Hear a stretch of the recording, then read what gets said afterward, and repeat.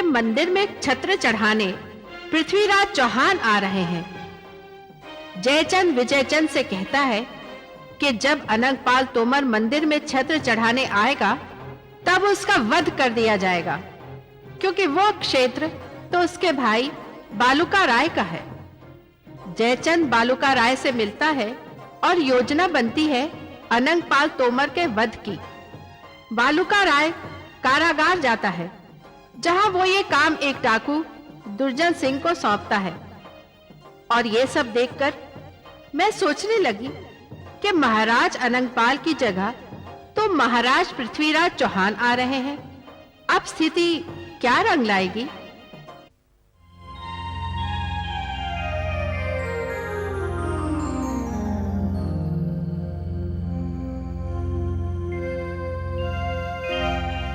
राजकुमारी, राजकुमारी, चकोरी, तुम लो, लगता है मैं हवा से बातें कर रही हूं। क्या हुआ चकोरी? पूछ रही है क्या हुआ? कहां खोई हुई थी आप? चकोरी, खोने की तो बस एक ही जगह है। हमारा ध्यान है कि उनसे हटता ही नहीं। जहां देखती हूं उन्हीं की छवि दिखाई देती है। हाँ राजकुमारी, क्योंकि दिन में सपने नहीं देखे जाते। अच्छा, सपने देखने का भी कोई समय होता है चकोरी?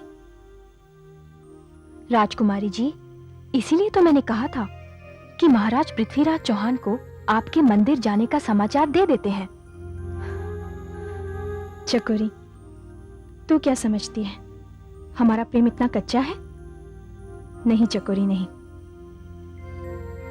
हमने उन्हें अपने अंतर मन से बुलाया है, तो क्या वो हमारे हृदय की पुकार को नहीं सुनेंगे?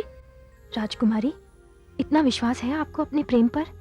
चकोरी, वो प्रेम ही क्या जिसमें विश्वास ना हो। अच्छा राजकुमारी, तब तो मैं भी पुकारूंगी अपने हृदय से अपने प्रेमी को। हाँ चकोरी, अगर तुम्हारा प्रेम सच्चा है तो तुम्हारा प्रेमी अवश्य सुनेगा तुम्हारे हृदय की पुकार को। राजकुमारी जी, कहीं चंदा और चकोरी का प्रेम भी कभी झूठा हुआ है?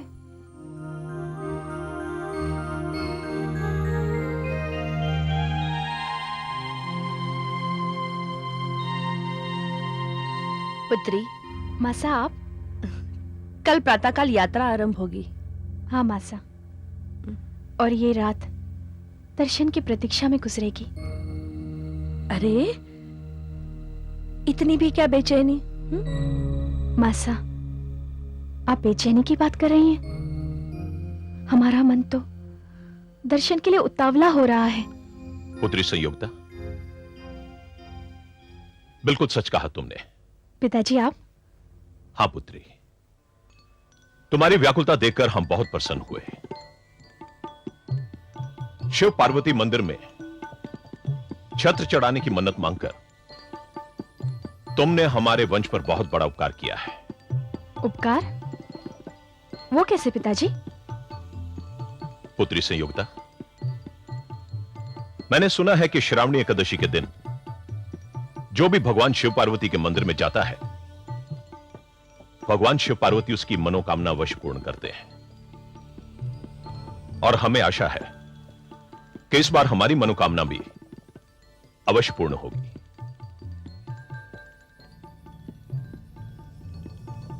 किंतु यह सब कुछ संभव हो रहा है सिर्फ तुम्हारी ही वजह से।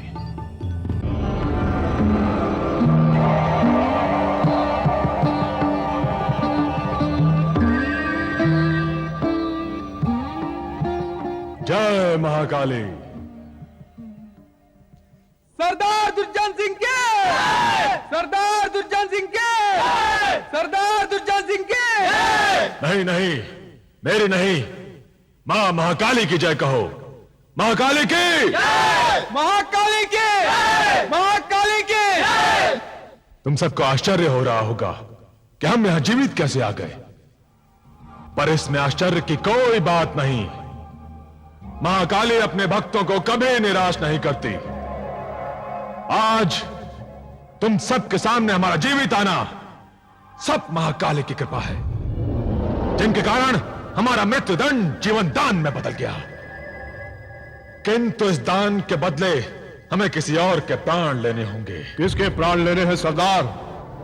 बस तुम आज्ञा दो, हम 1000 प्राणों की बलि चढ़ा देंगे महाकाली के चरणों में। नहीं नहीं भंवर सिंह, 1000 नहीं, सिर्फ एक व्यक्ति के प्राण चाहिए। इसी शर्त पर बालूका राय ने हमें जीवन दान दिया है और हम भी उसे वचन देकर आए हैं। किसी विशेष व्यक्ति की जान लेनी है क्या सरदार? हाँ भंवर सिंह। कौन है वो व्यक्ति सरदार?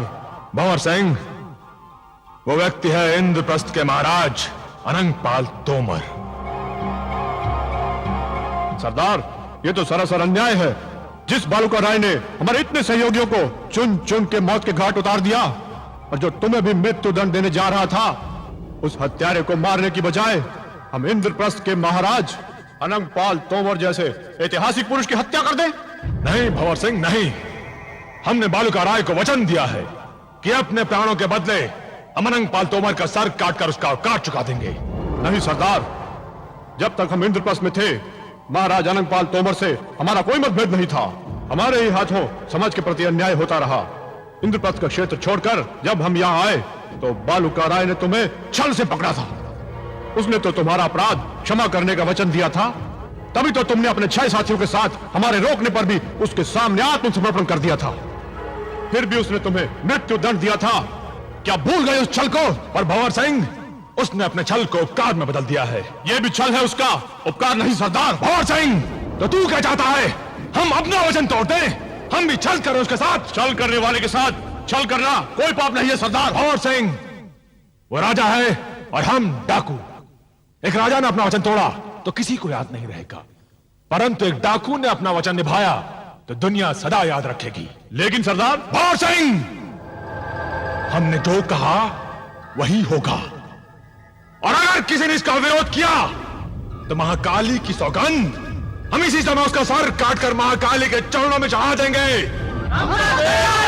आज्ञा दो महाराज, हमें कब, कहां और किस समय अनंतपाल तोमर का वध करना है? तो सुनो, ये वध होगा श्रावणी एकादशी के दिन जमुना किनारे, जब अनंतपाल तोमर शिव पार्वती के मंदिर में छत्र चढ़ाने जा रहे होंगे।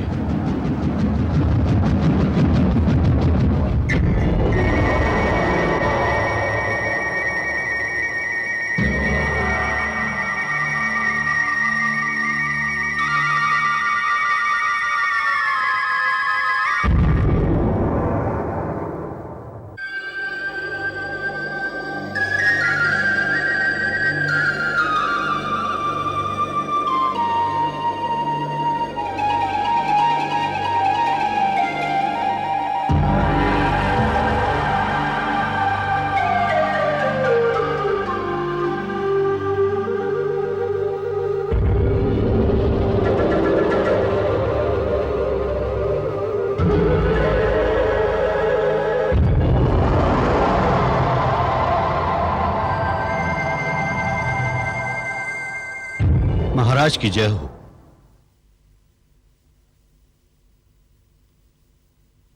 कहिए महामंत्री जी, क्या बात है? महाराज, एक व्यक्ति आपसे मिलने आया है। उसने अपना चेहरा ढक रखा है। वो कहता है आपसे बात करनी है। साथ ही वो ये भी कहता है कि यदि भेंट नहीं हुई तो एक बहुत बड़ा अनर्थ हो जाएगा। महाराज, देखने में वो आदमी बहुत खतरनाक है। मेरे विचार से तो महामंत्री जी, केवल देखकर आने वाले के बारे में अपनी कोई धारणा बना लेना उचित नहीं है। जाइए, उसे अंदर भेजिए। जो आज्ञा महाराज।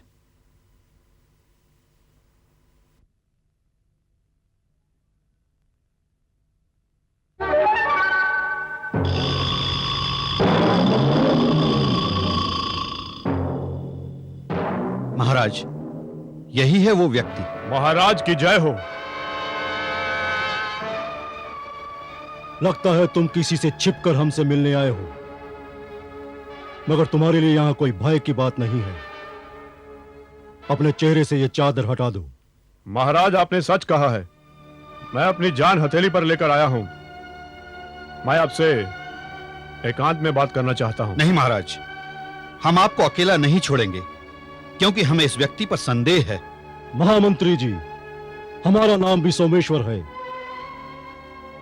क्या आप चाहते हैं कि हम अपने ही महल में किसी भी आने वाले व्यक्ति से इस तरह डर जाए?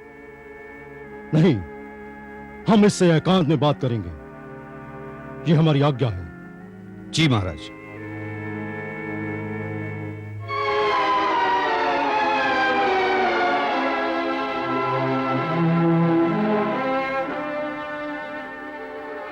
महाराज, मैं जानता हूं कि मेरा परिचय जानकर आपको कोई प्रसन्नता नहीं होगी, मगर स्थिति ही कुछ ऐसी है। मेरा नाम भंवर सिंह है और मैं डाकू दुर्जन सिंह का साथी हूं।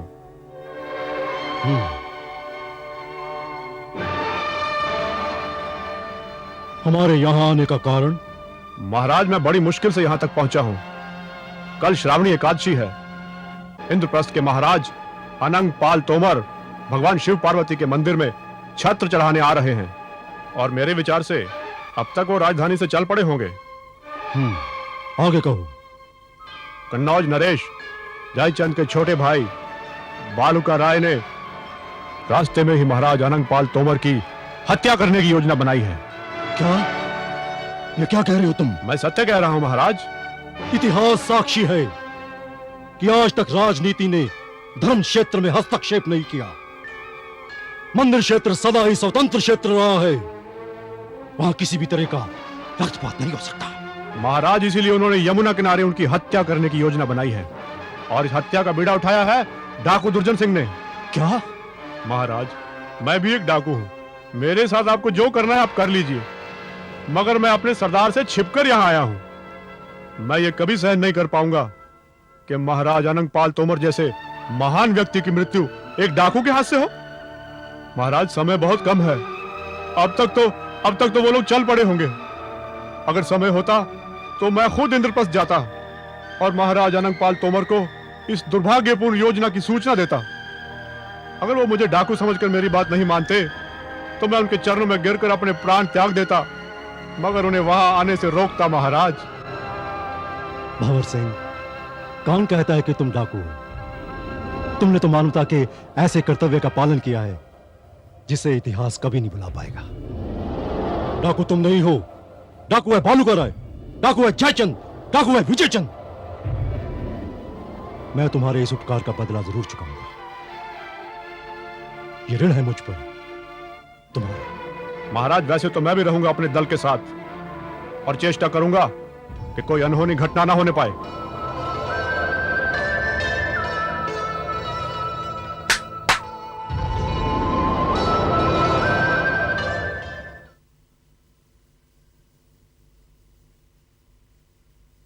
जी महाराज। महामंत्री जी, हमें शीघ्र ही प्रस्थान करना है। जो आज्ञा महाराज। भंवर सिंह, अब तुम भी चलो। तुम्हारे दल वाले तुम्हारी प्रतीक्षा कर रहे हैं। जी महाराज।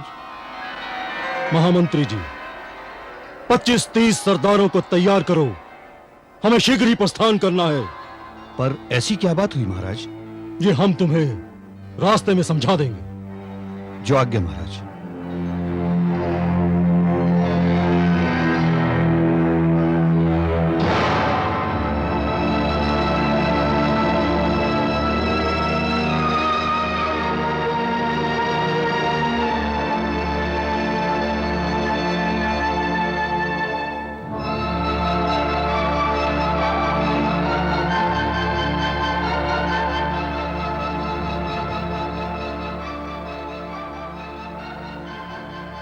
आका, सुल्तान मोहम्मद शहाबुद्दीन गौरी की खिदमत में गुलाम कुतुबुद्दीन हाजिर है। कुतुबुद्दीन, हम तुम्हारा बहुत बेचैनी से इंतजार कर रहे थे। कहो। मेरे आका, आपके हुक्म के मुताबिक फौज को तैयार रहने का हुक्म दे दिया गया है। बेशक, हम यही चाहते हैं कि दुश्मन की सरकों जितनी जल्द हो की जाए।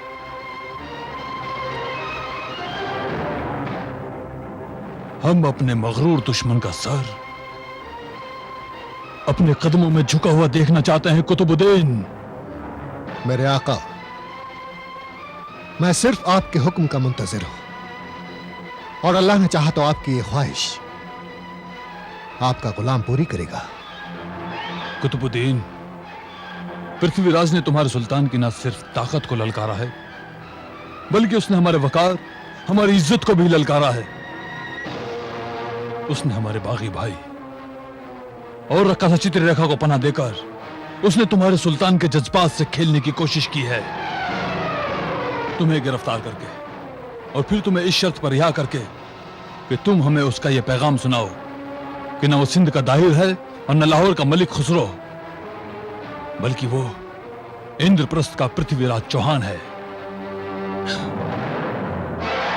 पृथ्वीराज चौहान अपने गुरूर की हदों को पार कर चुका है। अगर उसे इस गुस्ताखी की सजा न दी गई तो कुतुबुद्दीन, ये न सिर्फ हमारी बल्कि हमारे वकार की शिकस्त होगी। मेरे आका, आपके वकार की शिकस्त गुलाम की मौत होगी। कुतुबुद्दीन, हम फौज को कूच का हुक्म देने से पहले तुमसे दरियाफ्त करते हैं, क्या इस समय इंद्रप्रस्थ पर हमला करना मुनासिब रहेगा? मेरे आका, मेरा मुशाहिदा कहता है कि इंद्रप्रस्थ पर हमला करने के लिए अभी मौसम साजगार नहीं है। हम कुछ समझे नहीं कुतुबुद्दीन, तुम कहना क्या चाहते हो? मेरे आका, फौजी हिकमत अमली के तहत अगर हम इंद्रप्रस्थ पर हमला ना करके तब्रे हिंद पर हमला करें तो बेहतर होगा।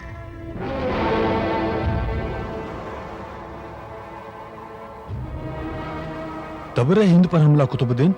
जी हां मेरे आका, तब्रे हिंद, जिसका दूसरा नाम बटिंडा भी है, यह पृथ्वीराज चौहान की सल्तनत की सरहदी चौकी है। इसकी अहमियत इंद्रप्रस्थ के लिए वही है जो दर्राए खैबर की हिंदुस्तान के लिए है। यानी अगर दर्राए खैबर हिंदुस्तान का दरवाजा है तो तब्रे हिंद इंद्रप्रस्थ का दरवाजा है। हम तुम्हारी तदबीर और हिकमत अमली के कायल हो गए। बेशक तुम्हारी राय से हमें 100% इत्तेफाक है। तारीख गवाह है, सरजमीन हिंदुस्तान पर अब तक जितने भी हमलावर आए वो दर्राए खैबर को फतेह करके ही हिंदुस्तान की सरहद में दाखिल हुए। मेरे आका, गुलाम की इल्तिजा है कि कूच करने से पहले सुल्तान एक बार फौज का मुआयना कर ले। कुतुबुद्दीन, हमें खुद से ज्यादा तुम पर एतमाद है। गुलाम इसे अपनी खुशकिस्मती तस्वुर करता है और अब गुलाम यह जानना चाहता है कि फौज को रवानगी का हुक्म कब दिया जाए। कुतुबुद्दीन, इसका फैसला भी हम तुम पर छोड़ते हैं। मेरे आका, गुलाम ने कूच का वक्त रात के दूसरे पहर पर मुकर्रर किया है। इस तरह हम तब्रे हिंद रात की तारीकी में पहुंचेंगे। और मेरे आका, हिंदुस्तानियों की यह रिवायत है कि वो सूरज गुरूब होने के बाद जंग नहीं करते। उनकी इसी कमजोरी का फायदा हम उठाएंगे। रात की तारीकी में किया हुआ हमला दुश्मन को सरासीमा कर देगा। वो इस अचानक किए हुए हमले की ताब ना ला सकेंगे और हम अपने बहुत ही कम नुकसान के साथ तब्रे हिंद पर काबिज हो जाएंगे। कुतुबुद्दीन, तुमने तो हमारे एतमाद को यकीन में बदल दिया। तब्रे हिंद पर हमला इंद्रप्रस्थ पर हमारी फतेह का ऐलान है। रात का दूसरा पहर फौज की रवानगी के लिए मुनासिब वक्त है। सुल्तान का हुक्म सर आंखों पर।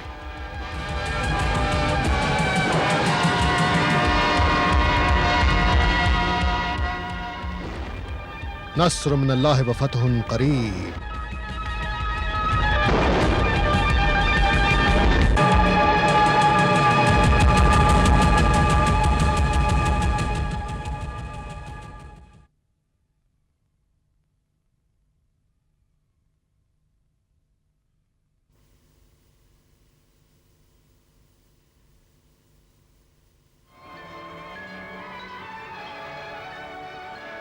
क्या बात है वैद्यराज?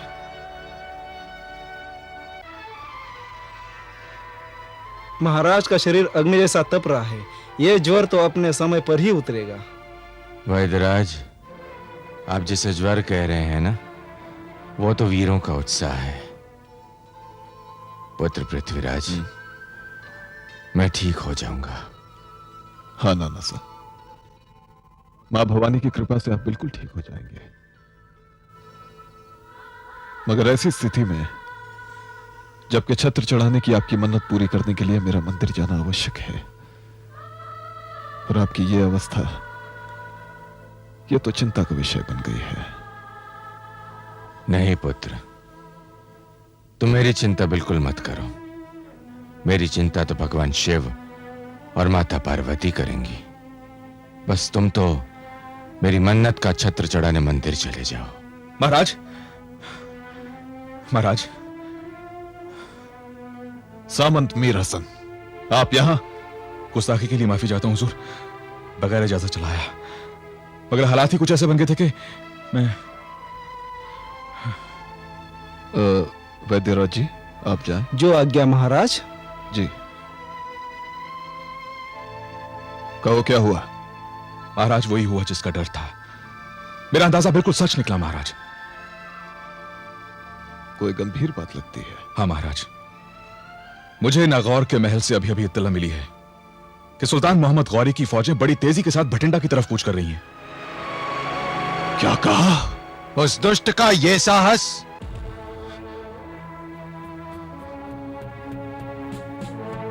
इसे कहते हैं परीक्षा की घड़ी।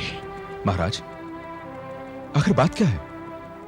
सामंत मीर हसन, आप तो जानते हैं कि हमें मन्नत का छत्र चढ़ाने के लिए पलास क्षेत्र जाना है, और यहां नाना सा की यह अवस्था, और वहां शत्रु का अचानक आक्रमण। ये परीक्षा की घड़ी नहीं है तो और क्या है? पुत्र पृथ्वीराज जी, इसमें घबराने की कोई बात नहीं है। तुम तो जाओगे मंदिर छत्र चढ़ाने, और रहा शत्रु का आक्रमण, तो अनंगपाल तोमर अभी जीवित है। इस दुस्साहस का उत्तर मैं दूंगा। ये आप क्या कह रहे हैं नाना सा? नहीं, आप इस अवस्था में रणभूमि में नहीं जा सकते। अगर मैं नहीं जा सकता तो तुम जाओगे पुत्र, और तुम्हारे स्थान पर मैं जाऊंगा मंदिर। नहीं नाना सा, ना आप रणभूमि में जा सकते हैं और ना मंदिर। तो मैं क्या करूं पुत्र? महाराज, अगर आपको मीर हसन की जात पर एतबार है तो मोहम्मद गौरी का सामना करने के लिए मैं जाऊंगा भटिंडा।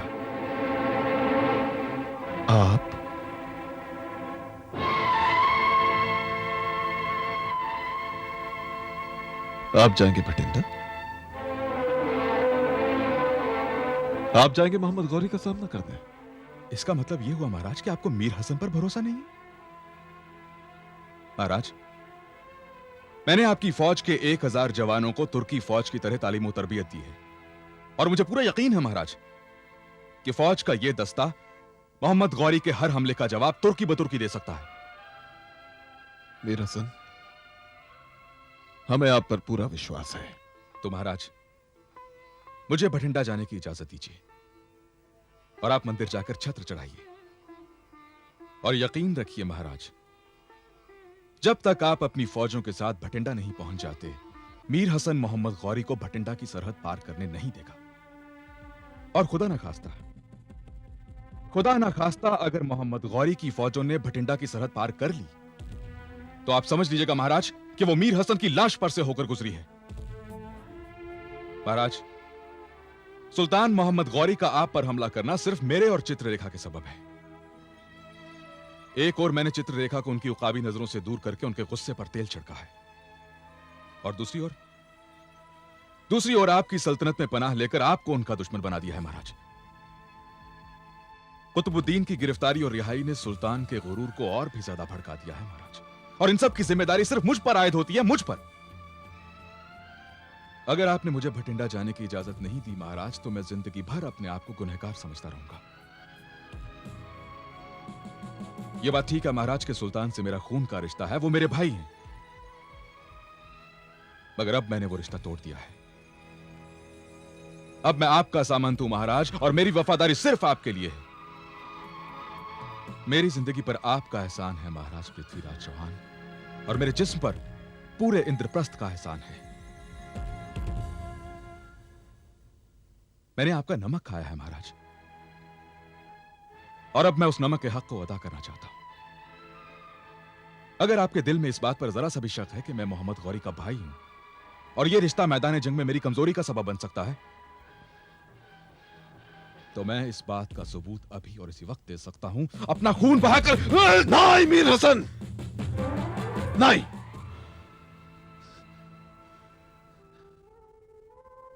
मीर हसन, हमने कभी तुम पर और तुम्हारी वफादारी पर शक नहीं किया, कभी नहीं किया।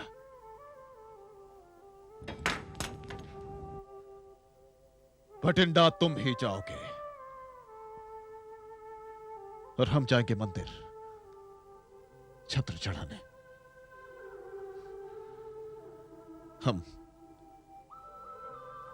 हम ईश्वर की सौगंध खाकर कहते हैं मीर हसन कि हमने तुम्हें कभी अपने शत्रु का भाई नहीं माना, बल्कि हम तो तुम्हें अपना भाई मानते हैं। और आज हम ये गर्व के साथ कह सकते हैं कि हमारा भाई अपनी मातृभूमि के लिए, अपने देश की रक्षा के लिए उस शत्रु से लड़ने जा रहा है जिसने हमारी सीमाओं की स्वतंत्रता और हमारे देश की स्वतंत्रता को छीन लेने का ऐलान किया है। भटिंडा तुम ही जाओगे मीर हसन, तुम ही जाओगे। हाँ मीर हसन, लगता है कि समय नया इतिहास लिखने जा रहा है, जिसमें यह सिद्ध होगा कि अपनी मातृभूमि की रक्षा के लिए उसके सपूत खून के रिश्तों को भुलाकर अपना खून किस तरह बहाते हैं। बहुत बहुत शुक्रिया महाराज।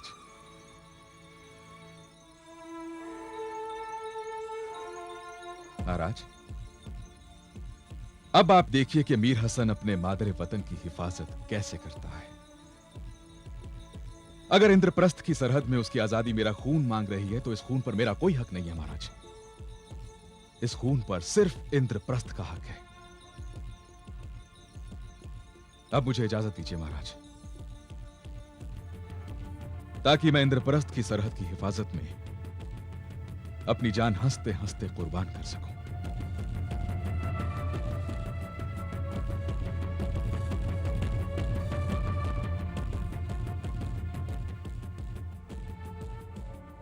जाओ मीर हसन, जाओ। हमारी शुभकामनाएं तुम्हारे साथ हैं। भगवान तुम्हारी रक्षा करे। जाओ। खुदा हाफिज महाराज।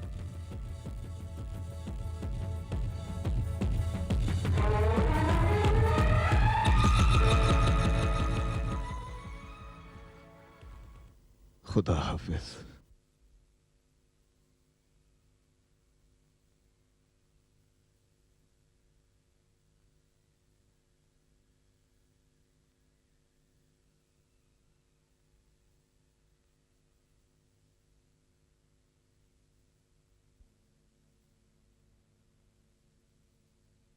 चकोरी, सोई नहीं क्या? राजकुमारी, ये रात भी कोई सोने की रात है, जहां प्रीतम से मिलन की आशा के मोती बरस रहे हैं, जहां आंखों से प्रेम की छमाछम बरसात हो रही है, वहां नींद आ सकती है? हाँ चकोरी, हमारा भी हाल ऐसा ही है। एक बात तो बता, जब मनुष्य प्रेम करता है तो उसमें इतना बदलाव कैसे आ जाता है? जब तक हमने महाराज पृथ्वीराज चौहान को देखा नहीं था, जब तक उनका प्रेम हमारे मन में नहीं था, हमारा मन एक उड़ते पंछी की तरह था। ना आंखों में प्रतीक्षा थी और ना मन में व्याकुलता। पर अब ऐसा क्यों है? प्रेम दो आत्माओं का मिलन है राजकुमारी। दो शरीर एक दूसरे में मिल जाते हैं। सांसों में किसी के सांसों की सुगंध समा जाती है, आंखों में किसी के सपने, मन में किसी के प्रेम की ज्वाला दहकती रहती है। तब मन अपना मन नहीं रहता, आंखें अपनी आंखें नहीं रहती, सोच अपनी सोच नहीं रहती। सब कुछ तो बदल जाता है, सब कुछ किसी और का हो जाता है। रात को नींद नहीं आती, दिन में चैन नहीं आता, बस आती है तो किसी की याद जो आती ही चली जाती है। चकोरी, कहने को तो ये एक रात है, लेकिन इसका हर एक पल एक युग के समान लग रहा है। एक अनजान सी पीड़ा है, एक मीठा मीठा सा दर्द है, एक अजीब सी बेचैनी है। ये तो अच्छा हुआ चकोरी कि हमने तुम्हें अपने पास बुला लिया, वरना न जाने ये रात हमारे साथ क्या करती। हाँ राजकुमारी, अगर मैं आपके पास ना आती तो पता नहीं इस रात की तन्हाई मेरा क्या हाल करती। चकोरी, जो दशा हम दोनों की है, क्या वही दशा उन दोनों की भी होगी? राजकुमारी, हृदय लेने और हृदय देने का नाम तो प्रेम है। राजकुमारी, ये वो अग्नि है जो समान रूप से दोनों ओर जलती है। जो इधर हो रहा है वही उधर भी हो रहा होगा। चकोरी, ये क्या? हाँ राजकुमारी, इसे कहते हैं आंखों में रात काटना। जब मिलन की घड़ियां पास आ जाती हैं तो आंखों से नींद रूठ जाती है, भोर बिन बुलाए आ जाती है, सवेरा अपने आने का संकेत दे रहा है। राजकुमारी, सुन रही हैं मंदिर की घंटियां? ये कह रही हैं, चल भोर भई, तुम्हें यात्रा पे जाना है। हाँ चकोरी, न जाने कब इन दर्शन की प्यासी आंखों की प्यास बुझेगी। प्यास तो तब बुझेगी राजकुमारी जब यात्रा समाप्त होगी, और उसके लिए आवश्यक है यात्रा को आरंभ करना।